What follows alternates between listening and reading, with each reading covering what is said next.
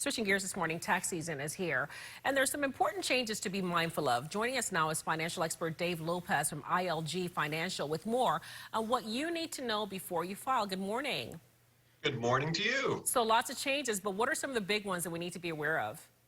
Well, remember that if you're doing standard deductions, and most people are now, they have increased for 2020, and they've also increased for 2021. For 2020, an individual can now deduct up to $12,400, and for a married couple filing jointly, it's up to $24,800. And so also I know if you make donations, there's some changes there as well.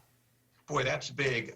Usually if you do a standard deduction, you can't also deduct a charitable donation, but the CARES Act changed that for 2020 because lawmakers wanted to keep the incentive for donating. So if you made a donation in 2020, make sure you include it on that tax return, even if you did a standard deduction, because you can deduct up to 100% of the charitable donation. I want to skip ahead and talk about the stimulus checks because obviously it affects a lot of people. You know, how does that impact your taxes? I know that's been a question that a lot of people have been asking us here at Fox 5. Boy, it sure has. The stimulus check is considered as an advance on a 2020 tax credit. Now, that's great news. What it means is if you received that stimulus check, it will not affect your refund. Now, there's an exception to that. If you owed Uncle Sam money, it could have been deducted from your stimulus check.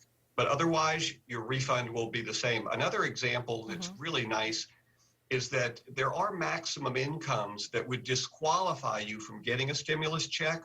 Well, if you got the stimulus check and later when you filed your return, your income went above that maximum, you will not be asked to give the stimulus check back. That's great news. Okay, let's switch gears, talk about student loans. A lot have been made about that. You know, people saying forgive all student loans for those who have them and need to consider them in their taxes. What do they need to know?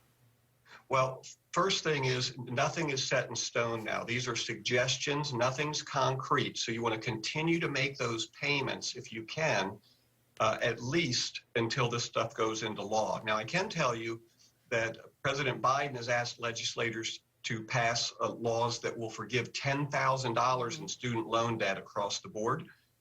Democratic lawmakers have asked for up to $50,000, but as of now, Biden has rejected that suggestion. So in the meantime, what should people do? In the meantime, if you're making payments and can continue, keep making them. There's a suspension of your requirement to make those payments until January 31st. And President Biden has extended that till October 31st. But remember, ideally, you want to make the payments because you do not want to be caught in default or rack up late penalties. But if financially you are pinched, you can take advantage of this freeze moving forward. That's right. Well, Dave Lopez, unfortunately, we're out of time. But if people need more information and want to get a hold of you, how can they do that? You can reach out to us online, ilgfinancial.com.